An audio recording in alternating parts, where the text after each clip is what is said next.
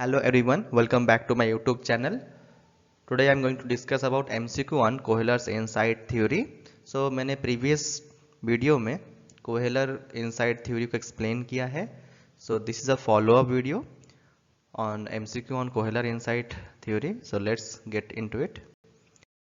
So the first question is, who is not associated with Gestalt theory?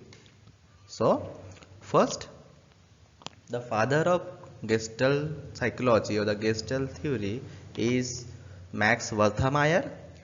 Then three person improve his Gestalt theory or his idea.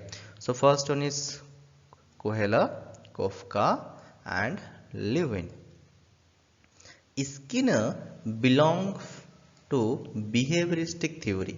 So हमारा जो answer होगा वो होगा Skinner. Skinner is not associated with Gestalt theory. Next question. Which of the following is not a law of Gestalt? So अगर आपने मेरा previous video अगर देखा होगा तो उस पर मैंने law of Gestalt cover up किया है. तो law of closure is the law of Gestalt psychology. Law of good figure, also known as law of pregnance, it also is a part of a law of Gestalt theory. Then law of proximity. So law of opponent process, ये जो है ये Gestalt psychology का law नहीं है. तो हमारा जो आंसर होगा वो होगा D, law of opponent processes. Next question. Gestalt theory postulates that elements are grouped as per pattern. So क्या होता है जो हम जो एलिमेंट्स को हम जब सीखते हैं, हम डिफरेंट एलिमेंट को जब जानते हैं तो हम उसमें ग्रुप और एज ए हमें उसमें ग्रुप फॉर्म करते हैं, एक पैटर्न फॉर्म करते हैं. मतलब हम जब ग्रुप बनाते हैं ना, हम एक पैटर्न में उसको बनाते हैं. फॉर एग्जांपल कि सेम कलर के कोई भी सामान हो गए.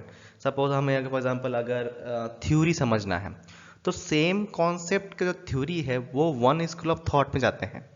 उनका मेन आइडिया जो होता है वो सेम होता है, पर उनका एक्सप्लेनेशन क्या होता है वो डिफरेंट होता है.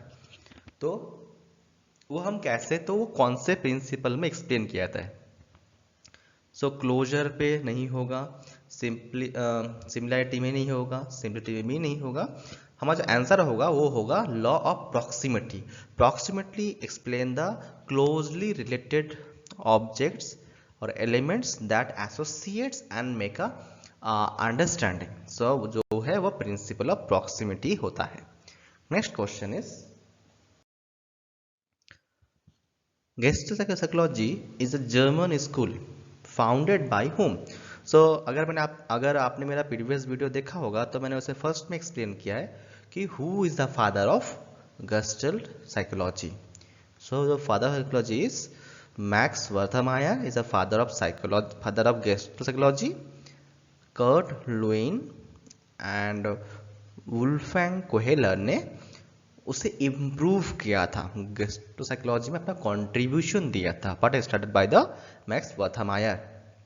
Our answer is C. Next is, the word configuration has been frequently used as a nearest translation. So यहाँ पर क्वेश्चन है, जो वर्ड कॉन्फ़िगरेशन है वो कौन से वर्ड का क्लोजली ट्रांसलेशन है.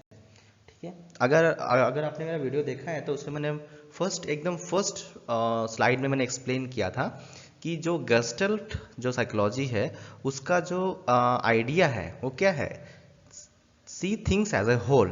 उसका एक रफ ट्रांसलेशन या नियरेस्ट जो ट्रांसलेशन है वो कॉन्फ़िगरेशन भी है. तो हमारा जो आंसर होगा वो होगा बी, गेस्टल्ट.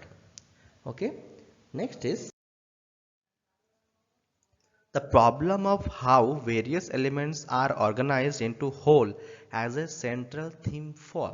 So यहाँ पर क्वेश्चन है कि जो सारे जो प्रॉब्लम्स है, सारे जो प्रॉब्लम का जो डिफरेंट एलिमेंट्स है वो ऑर्गेनाइज होकर एज ए होल जब प्रेजेंट होता है, या हम जब कोई एक प्रॉब्लम के डिफरेंट एलिमेंट को ऑर्गेनाइज करके उसको एज ए वन प्रॉब्लम देखते हैं, उस एक्सप्लेनेशन का, उस आइडिया को क्या बोलते हैं. सो फंक्शनलिज्म ऑब्वियसली नहीं होगा. बिहेविज्म इट एक्सप्लेन बिहेवियरिस्टिक कैरेक्टरिस्टिक, तो ऑब्वियसली नहीं होगा। Structuralism gestalt psychology is actually जब डेवलप किया था, गेस्टल साइकोलॉजी जब डेवलप हुआ था, वो एक्चुअली स्ट्रक्चरलिज्म के ऑपोजिट में एक्चुअली डेवलप किया गया था गेस्टल साइकोलॉजी। सो जो ये जो आइडिया है कि एक प्रॉब्लम के सारे एलिमेंट्स को हमें अगर हम ऑर्गेनाइज अगर हम एक सिंगल एंटिटी के करके एक सिंगल एंटिटी के हिसाब से अगर देखेंगे तो उसे हम गेस्टल साइकोलॉजी बोलते हैं। और आंसर जो होगा वो होगा C, Gestalt psychology. Okay, next is research work on the concept of figure and ground are mainly advanced by, so here the point is where advanced, ठीक है, mainly advanced by whom? So Walter Meyer explain or start the gestalt psychology, then Kafka Kohler improves it. So our answer is Rubin. So Rubin actually improve the concept of figure and ground.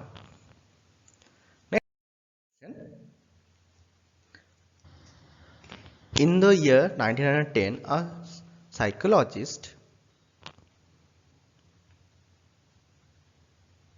was traveling from Vienna to Germany in train for holidays. He left his train at Frankfurt and stopped at the place to purchase a toy horoscope.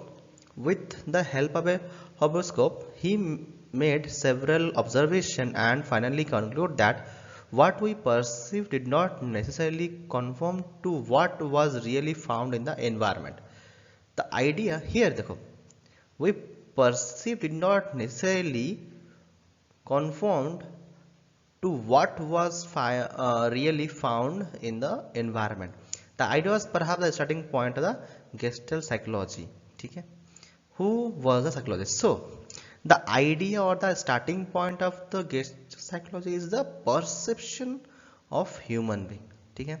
So the perception of human being was started by whom? So we all know the answer is Max Wertheimer, because he is the father of Gestalt psychology, and he explained the Gestalt as a study of observation, a study of the perception of the people, how we perceive things. It may not be the whole picture of the situation. ठीक है? The answer is B, Max Wertheimer. Next is, who has done his research work on apes in the island of Tenerife? So the island of Tenerife actually ये कोनोरा island पे है, ये एक station है, ठीक है, टेनेरिफ, ये मतलब कोनोरा आइलैंड पे है। तो who done his research on Canary island is Wolfgang Kohler. तो इसका आंसर होगा डी, कोहेलर ने जो टेनेरिफ आइलैंड पे बहुत क्या रिसर्च किया था। Next is the Gestalt psychology is well known for its contribution in the field of this one is very important. So personality, intelligence, memory. तो उन्होंने मेमोरी उसमें एक्सप्लेन जस्ट किया था, उनका सेंट्रल आइडिया नहीं था memory. Memory is a element, intelligence is a element, then personality तो बिल्कुल ऑब्वियसली ये ऑप्शन ही नहीं है। Intelligence, memory is the condition of Gestalt psychology, it's not a central theme.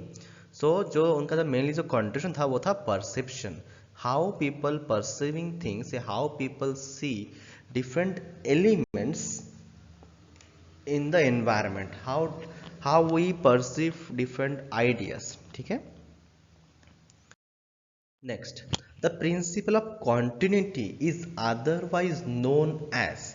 So जो प्रिंसिपल ऑफ कॉन्टिन्यूटी है, जो पैटर्न होता है, सपोज अगर हम कोई भी चीज़ अगर पैटर्न में है, हम उस चीज़ को जल्दी से समझते हैं। For example A C, for example हर अल्फ़ाबेट के बीच में अगर 1 का गैप है तो हम नेक्स्ट जो अल्फ़ाबेट है हम गेस करते हैं, जो रीजनिंग में जो क्वेश्चन हमें आप पूछा जाता है एग्जाम के लिए, right?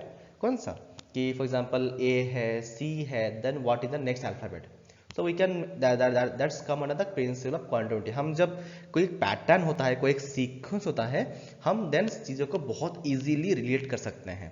So what is the other name of principle of continuity? So so proximity नहीं होगा क्यों? Because proximity is the established principle.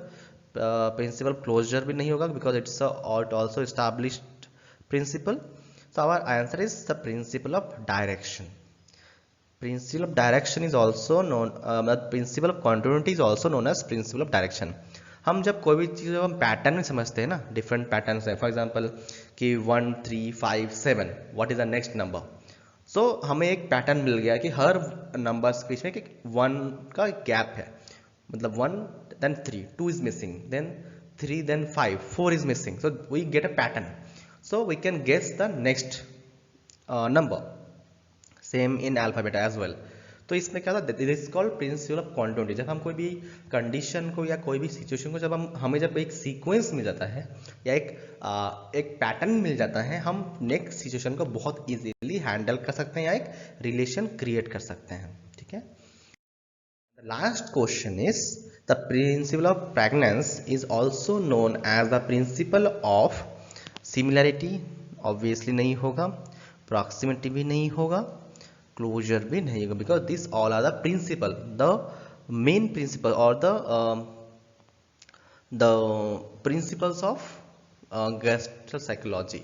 So obviously it's the obvious answer is good form. मतलब the principle of pregnance explain whatever we are perceiving या consuming, it should be in its good form. मतलब whatever we are getting it should be as it is, as it presented, as it in a positive way. ठीक है. तो principal of pregnance क्या करता है, चीज़ों को उसके गुड फॉर्म में अंडरस्टैंड करने में हेल्प करता है, या हमें उसको उसके गुड फॉर्म में ही अंडरस्टैंड करना चाहिए. That is explain in the principle of pregnance. Okay, so this much for today. Thank you all. If you like the video, please like, share and subscribe to my channel. I will see you in the next class. Thank you.